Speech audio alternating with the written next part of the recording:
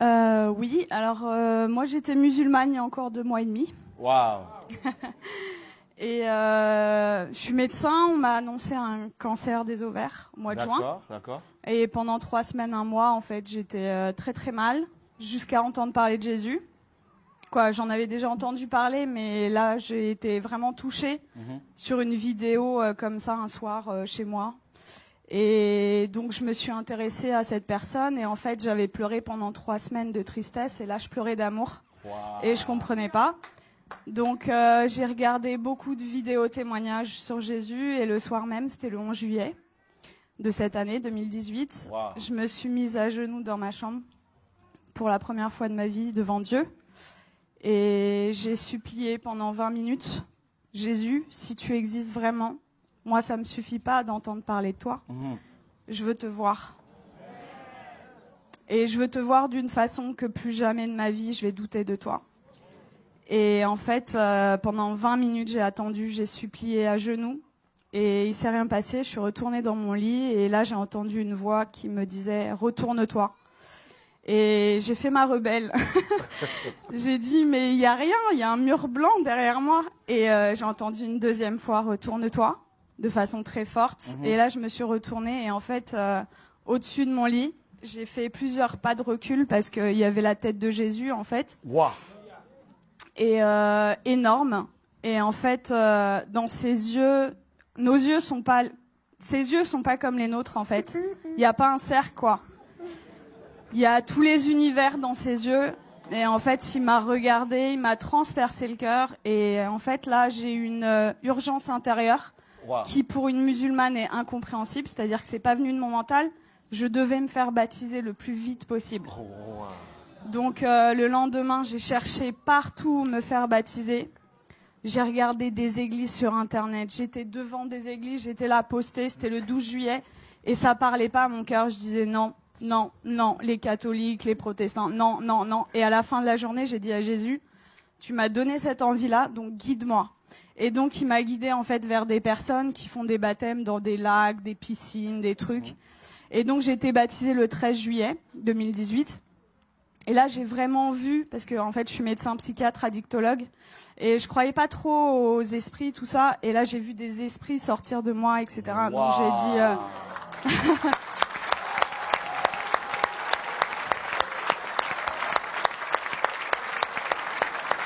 Est-ce que ça vous dérange de venir un peu? Hein? Ça vous dérange de venir? De quoi? Est-ce que vous pouvez venir? C'est possible? Ah oui, je peux. Mais là, c'est... Quand on parle de Jésus ici, là... Wow! Jésus! Attends. Merveilleux, merveilleux, Dieu pour moi, tout-puissant, créateur, prince de la paix. Il me sauve, il me garde en lui à jamais. Merveilleux, mon sauveur, mon Dieu, mon... Wow!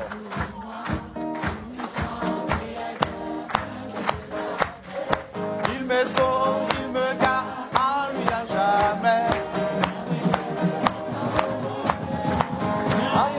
Merveilleux, merveilleux, Jésus est pour moi, puissant, créateur, prince de la paix.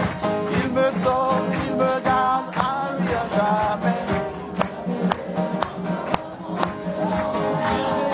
Merveilleux, merveilleux, Jésus est pour moi, tout puissant, créateur, prince de la paix. Il me sauve, il me garde en lui à jamais. Merveilleux, mon sauveur, mon Dieu, mon roi. Merveilleux, merveilleux, Jésus est pour moi, tout puissant, créateur, prince de la paix. Il me sauve, il me garde en lui à jamais. Merveilleux, mon sauveur, mon Dieu, mon roi.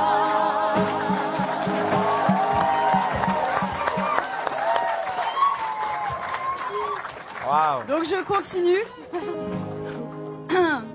Donc là, j'ai vu des esprits sortir de moi et je rentre chez moi, c'était le 13 juillet. Et là, dans mon lit, je commence à parler une langue où je comprenais rien. Et là, je dis, mais qu'est-ce que c'est que ça? Et en fait, on m'a dit après, c'est du parler en langue. Mais chez les musulmans, ça n'existe pas. Donc moi, j'avais jamais entendu parler du parler en langue. Et ça a duré 3/4 d'heure, 1 heure. J'ai parlé une langue où je comprenais 0 mot.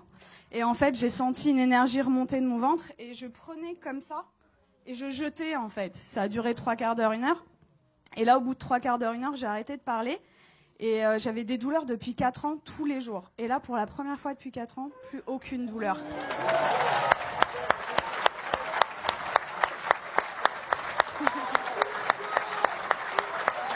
Wow.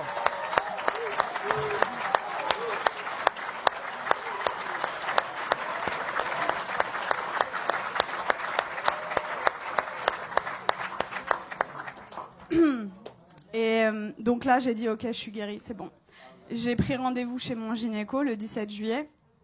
Et j'arrive et je lui montre les examens complémentaires, les marqueurs tumoraux, l'IRM pelvienne. Et il me dit, bon, écoutez, alors c'est une maladie très sévère. On va opérer, on va faire un traitement, etc. Et là, je le regarde avec le sourire et je lui dis, vous savez pas ce que je vais vous dire? Je suis guérie. Et là... Et là, il me dit, comment ça, je comprends pas. Il m'a écouté quand même parce que je suis médecin, j'ai un cabinet juste à côté de chez lui, quoi. Donc il savait que c'était pas n'importe, voilà. Et là, je lui dis, mais en fait, je suis guérie. Et il me dit, bon, parce que le déni en médecine, ça existe beaucoup. Il me dit, bon, allez, on va faire l'échographie. Et en fait, là, il me fait l'échographie et il était bouche bée. Donc, en fait, il passe sur l'ovaire gauche. Là, il me dit au ralenti, ovaire gauche normal. Et après, il passe sur l'ovaire droit et il me dit, ah, il y a 2 images. Je dis, ouais. Et il me dit, ah, mais attendez, c'est des follicules de maturation. Donc, en fait, les follicules de maturation, c'est ce qui donne les ovules. Et moi, je n'en avais plus. Donc, en fait, là, mes ovaires étaient morts et ils sont revenus à la vie. Oh.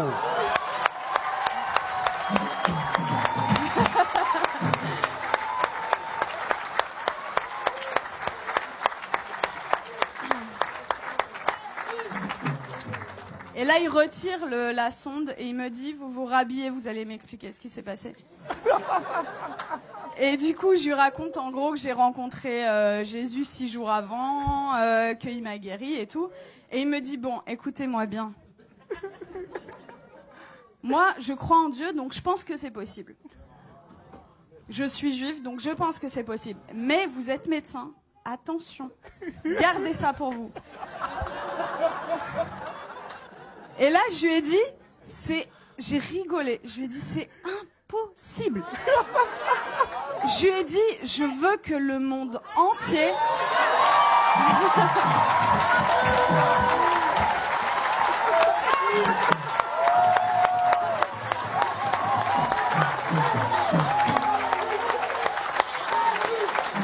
Jésus, Jésus, Jésus, Jésus, Jésus, Jésus, Jésus, Jésus, Jésus, Jésus, Jésus, Jésus, Jésus, Jésus, Jésus,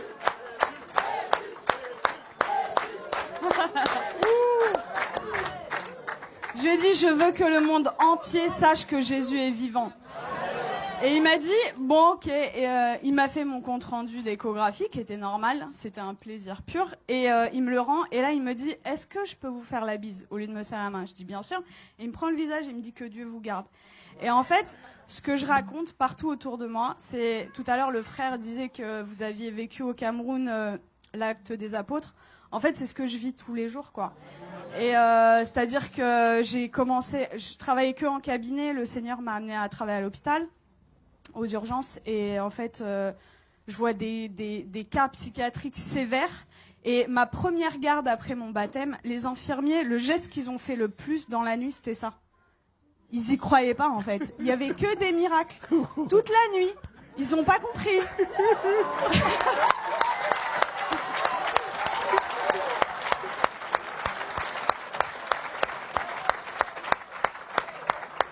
Et en fait, partout où je vais, partout où le Seigneur donc est avec moi, il se passe des miracles. Et c'est ce que je dis, en fait. Moi, ça fait que 2 mois et demi que je suis chrétienne.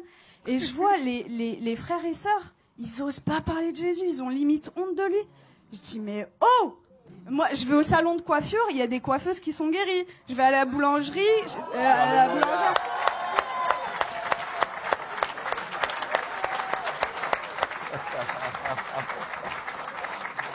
En fait, j'aime beaucoup cette expression. En fait, je dis que le Seigneur, c'est l'antidote à tout. Et le monde entier a le poison. C'est-à-dire qu'ils connaissent pas Jésus. Moi, j'ai 33 ans. J'ai attendu 33 ans pour qu'on me parle de Jésus. Mais attendez, mais moi, j'aurais voulu que quelqu'un vienne me parler de Jésus. Vienne me dire, mais attends, la solution à tous tes problèmes, ton malheur et tout, c'est Jésus la solution. Mais personne autour de moi. J'avais aucun chrétien autour de moi. Donc, dans ma famille, ils sont tous musulmans et quelques personnes athées. Et en fait, ils comprennent pas du tout ce qui se passe. Mais juste, je voulais vous dire que je vis des miracles tous les jours. Tous les jours, c'est des prodiges de Dieu. Je vais vous raconter juste, il y a quelques jours, ce qui s'est passé, parce que je dois choisir et je peux pas tout vous raconter. Donc, il y a ma famille qui était en Algérie pendant tout l'été. Ils sont rentrés et il y a mon oncle, en fait, il a de l'arthrose sévère au genou. Et je suis arrivée, j'ai raconté ce qui s'était passé cet été et ils m'ont dit « Ouais, c'est bon, t'arrêtes de nous parler de Jésus. » Déjà, ils ont été tolérants, ils ont accepté d'écouter. Et là, je vois en fait mon oncle, il boite, il a de l'arthrose. Et là, je lui dis, tonton, est-ce que je peux prier pour toi? Il me dit non. Et ma tante, elle lui dit, bah pourquoi? Qu'est-ce que t'as à perdre? On va voir si ce qu'elle dit est vrai. Je dis ok. Et là, le Seigneur m'a donné le verset, vous savez, où il ressuscite une femme et il fait sortir tout le monde en fait. Donc en fait, j'ai pris mon oncle, je l'ai sorti du salon et j'ai prié pour lui. Et en fait, je lui dis, t'as mal à combien? Il me dit à 7/10. Il boitait. Et donc je prie le Seigneur et le Seigneur le guérit. Il me dit, mais j'ai plus mal du tout. Et là, il commence à courir dans toute la maison.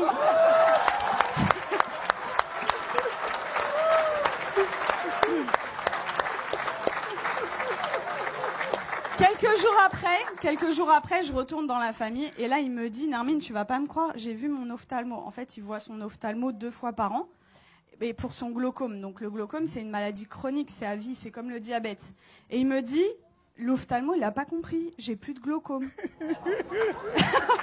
Il lui a dit, je peux pas t'arrêter les 2 traitements parce que voilà, mais j'en arrête 1 sur 2. La prochaine fois, s'il y a plus rien, on arrête le 2e, quoi.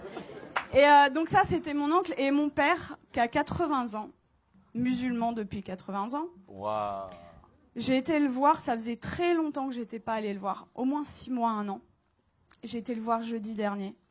Et en fait, je lui ai raconté ce qui m'est arrivé. Il a été guéri, j'ai prié pour lui, il a été guéri de ses acouphènes, c'est des bourdonnements. Il avait depuis 10 ans, plus d'acouphènes. Il avait mal au dos, il pouvait pas sortir sans ceinture. Plus de ceinture, je l'ai sorti sans ceinture. Il voyait double, il avait une diplopie. Il voyait double quand il mettait pas ses lunettes. Plus de diplopie. Et là, au bout de 2 heures, il me dit, c'est bon, je me donne à lui.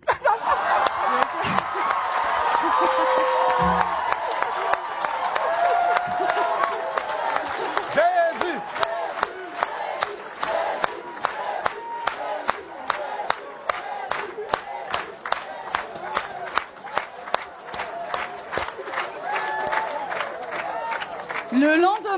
Le lendemain, donc c'était vendredi là, non, c'était pas hier, c'était vendredi dernier.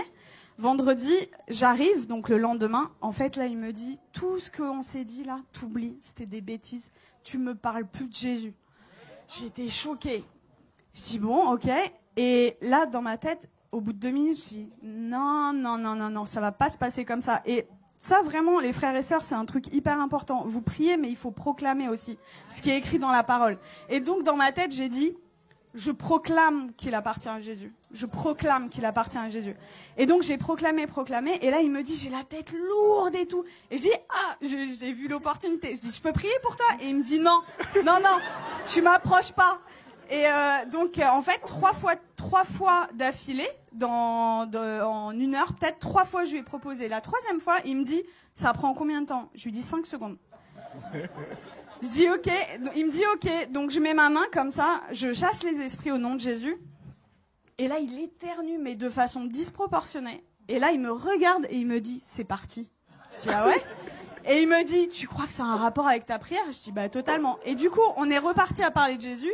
Je l'ai sorti, on est parti manger ensemble. Ça faisait 20 ans, ça faisait 20 ans qu'on n'était pas sortis ensemble.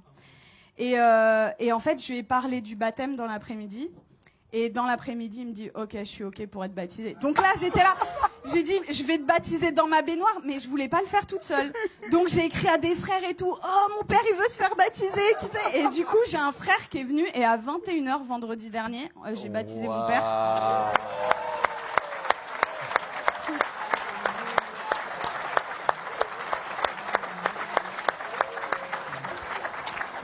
Et voilà, pour vraiment vous dire que rien n'est impossible. Il a 80 ans, il est musulman, jamais. Alors, après ma conversion, le Seigneur m'avait donné une vision où je baptisais mon père. Je disais, ok, Seigneur, mais waouh. Et en fait, ça s'est passé, quoi. Donc, vraiment, ne perdez pas espoir avec vos familles. Tout est possible. Pour nous, c'est impossible, mais pour le Seigneur, c'est possible. Et voilà, vraiment, votre vie, ça devrait ressembler au lac des apôtres, quoi. Donc vraiment, n'ayez pas honte de parler de Jésus. Qu'est-ce que ça va vous coûter? Vous passez à la boulangerie. Vous savez, moi, je suis dans ma voiture et même sur le périph', j'ai des gens. En fait, je loue le Seigneur. J'ai effacé toutes mes musiques du monde là et j'ai mis des louanges. Et donc je chante et tout, et même sur le périph', il y a des gens, ils passent sur le périph', ils me font comme ça, et moi j'ouvre ma fenêtre et je leur dis Jésus est la réponse. Et voilà, et en fait, ça franchement, si moi, en tant que médecin et venant d'une famille de musulmans, je prends le risque, vous qui avez votre famille, etc., qui croyez, mais osez quoi, parler de Jésus tout le temps, parce que voilà, j'ai une image qui m'était venue, c'est limite non-assistance à personne en danger, en fait, de pas parler de Jésus. C'est l'antidote des antidotes à tout, et vraiment, quand vous découvrez un antidote et que quelqu'un en face de vous a le poison, ben vous gardez pas l'antidote pour vous, quoi, c'est égoïste. Donc il faut le partager. Wow. Voilà. Et tout à l'heure, je suis arrivée, j'ai parlé avec Laurent et ça m'a beaucoup touchée parce que quand j'étais petite, en fait, quand on me demandait quel métier tu veux faire, je disais Mère Teresa. Et dans une famille musulmane, vous imaginez, et ils m'ont dit non, ça va pas être possible. Non, tu vas changer, tu changes. Et du coup, j'ai dit bon bah ok, je veux être médecin. Et en fait, c'est incroyable comment le Seigneur il est en train d'organiser les choses. Et du coup, quand Laurent m'a parlé d'orphelinat tout à l'heure, je sens que j'ai un appel fort Amen. Pour ça. Et voilà, on verra comment le Seigneur fait les choses. Mais voilà, Dieu vous aime beaucoup et croyez.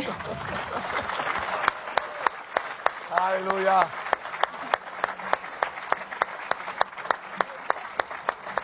Waouh, gloire à Dieu.